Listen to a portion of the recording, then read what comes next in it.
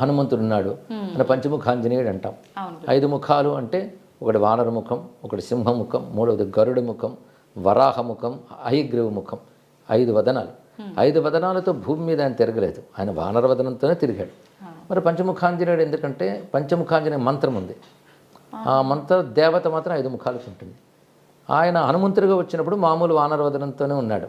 కానీ ఆయన చేసిన పనుల్లో ఈ 5 దేవతా లక్షణాలు కనబడతాయి. అవునా గురువుగారు? అంటే వానరుడు పుట్టుకతోనే వానరుడు.